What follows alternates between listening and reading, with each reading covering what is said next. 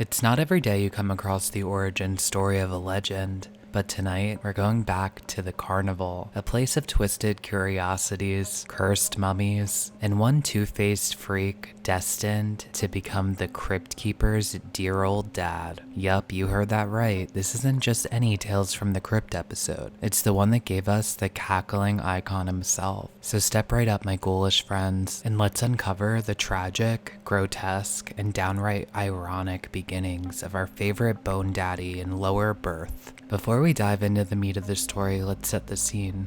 Lower Berth takes place in this grimy, claustrophobic world of the traveling carnival, a perfect backdrop for a story drenched in tragedy and dark humor. From the freak shows to the dusty tents, this episode leans hard into the grotesque, creating a world that feels both fantastical and grimly real. The carnival itself is a character, full of secrets and shadowy corners, a place where morality is as twisted as the mirrors in the funhouse. Our story revolves around Enoch, a two-faced man billed as the most unusual attraction in the world. He's exploited by the greedy carny Mr. Sickles, whose name alone should tell you the exact kind of sleaze we're dealing with here. Enoch, for all his deformities, is strangely sympathetic. He's trapped in a world that sees him only as a commodity. Then there's the arrival of Myrna, a cursed Egyptian mummy with secrets of her own. Together, these characters set the stage for one of the most ironic and macabre love stories Tales from the Crypt has ever told. As the story unfolds, we see Sickles' greed push him to darker and darker places. He buys Myrna from an eccentric collector, seeing her as his next big attraction. But Myrna isn't just any mummy, she's cursed, and her presence brings doom. Meanwhile, Enoch becomes infatuated with her, and what follows the love story is bizarre as it is tragic. The writers balance horror and absurdity, creating a tone that's both chilling and oddly humorous. It's a perfect example of the twisted morality plays that Tales from the Crypt excels at. Mr. Sickles' greed and exploitation of Enoch and Myrna aligns with Friedrich Nietzsche's idea about power dynamics and the will to dominate. Sickles sees himself as the master, using others as tools for his own gain, reflecting Nietzsche's concept of the master-slave morality. Meanwhile, Enoch and Myrna's union can be seen as an act of rebellion against this domination, asserting their agency in a world that devalues them. Enoch's dual-faced deformity makes him a living symbol of the fragmented self, a key concept in existential philosophy. Existentialists like Sartre and Martin Heidegger argue that individuals must define their own essence despite societal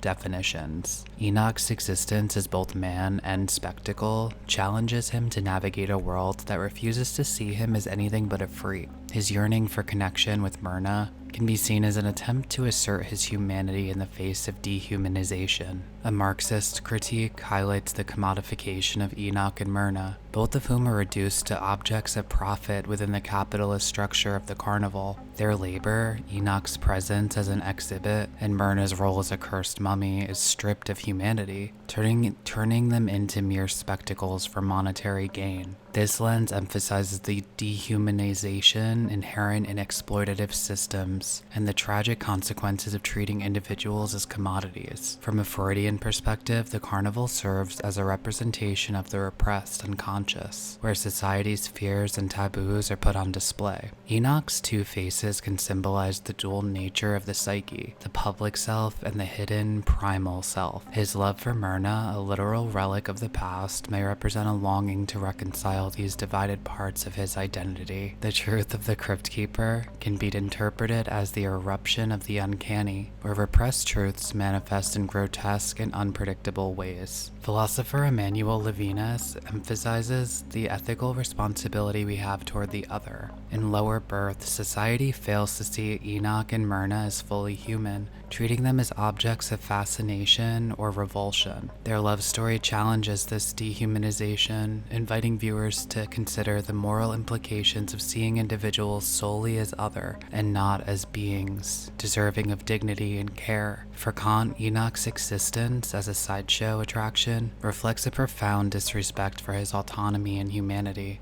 Though he is a grotesque figure, Kant would argue that his dignity as a rational being is compromised by being reduced to an object of ridicule. and profit. Similarly, the sale of Myrna's body for financial gain underscores a moral failing, using her remains as a means to an end rather than honoring her as an individual. The story's climax, where exploitation leads to the birth of the Crypt Keeper, would highlight Kant's belief in the inevitability of moral consequences. The tragic union of Enoch and Myrna could be seen as a grotesque result of human disregard for moral law, reflecting how immoral acts perpetuate cycles of suffering. Fichte, as a post-Kantian idealist, emphasizes the concept of the I and its relationship to the not-I. For Fichte, self-consciousness arises through opposition. We define ourselves by encountering and engaging with the other. In Lower Berth, the characters are defined by how others perceive and use them.